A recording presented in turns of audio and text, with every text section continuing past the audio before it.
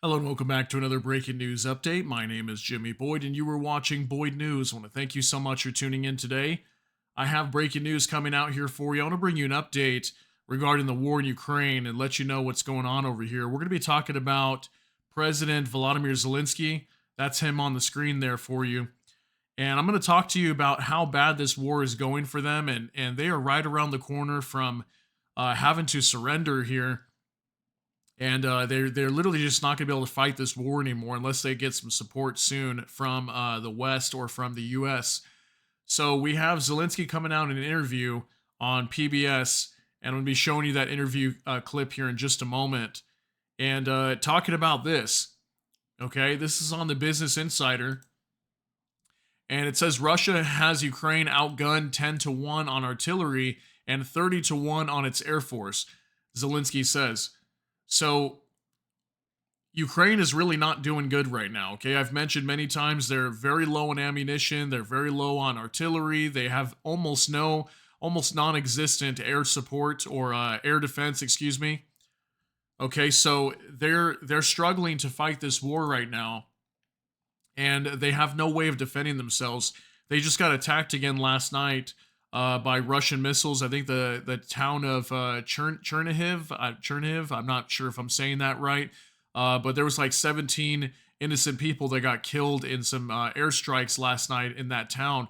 And again, they're unable to defend themselves because they don't have air defense systems at all. They have no missiles to shoot these down when drones or cruise missiles start coming into Ukraine. So Ukraine is very vulnerable right now.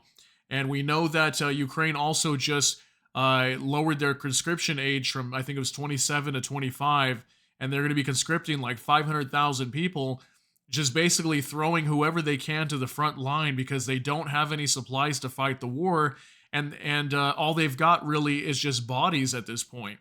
And they're trying to throw as many bodies to the front line to delay this as long as possible in hopes that the U.S. is going to pass some aid for them. So I've got some news on that. Apparently, Speaker of the House Mike Johnson is going to be putting this Ukraine aid bill to the floor pretty soon, and they're going to try to pass it.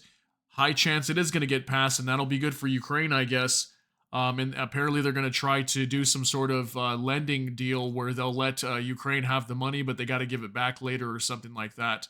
We'll have to see. But I want to talk more about this.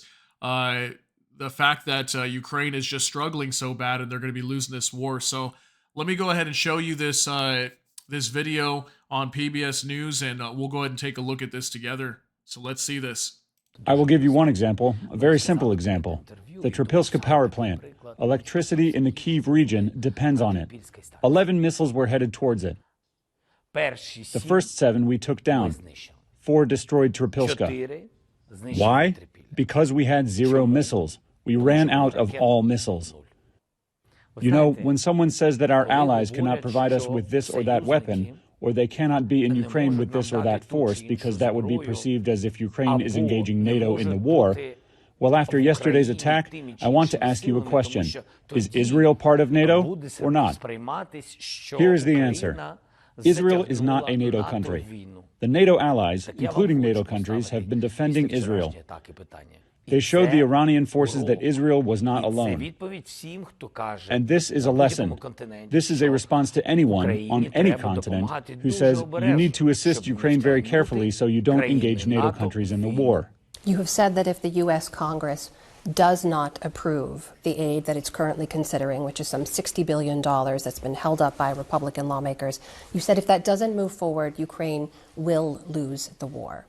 If that aid does not move forward, how long do your troops have? Is this a matter of weeks or months? I mean, could they sustain a spring Russian offensive? I can tell you frankly, without this support, we'll have no chance of winning.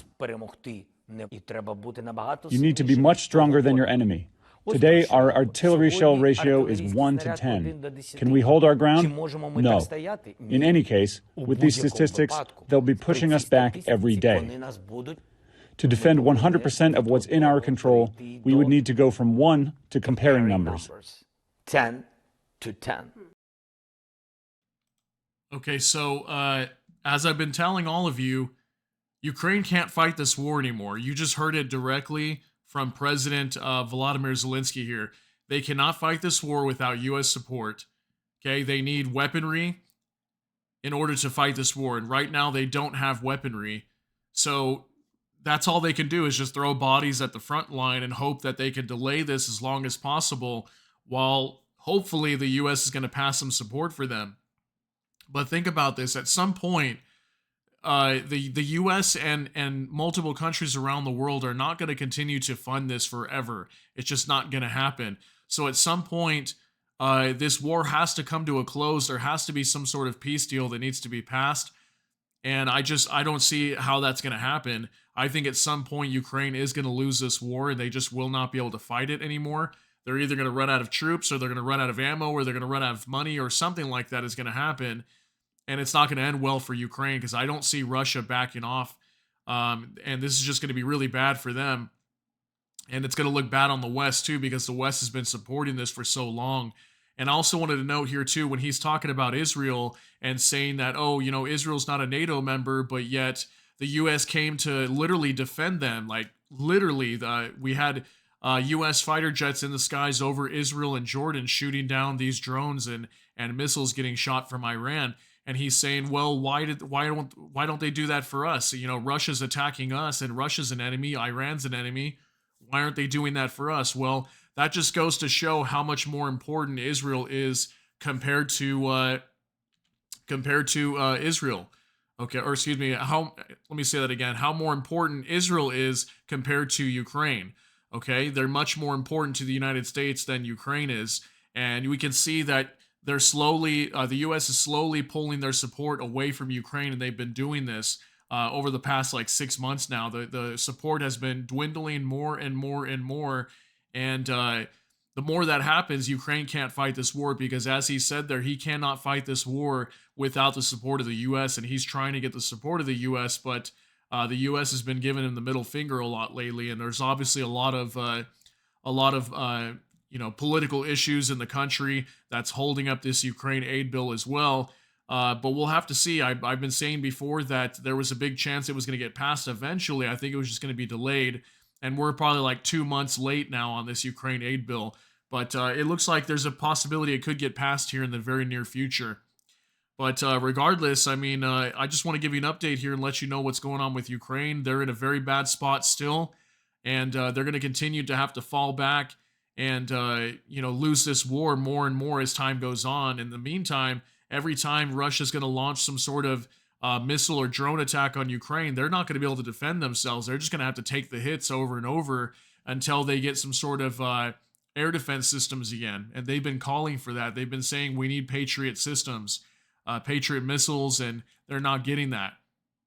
So let me know what you think down below. I just wanted to bring you the latest here on Ukraine. But it's not looking good for them, okay? It's definitely not looking good. So share your thoughts and concerns down below in the comment section. If you got something out of this update, please smash that like button. And also, if you enjoy my content, please consider subscribing down below. Hit the notification bell. That way YouTube can notify you. And with that, I hope you all have a great day. Everybody take care and God bless. And we'll see you in the next one.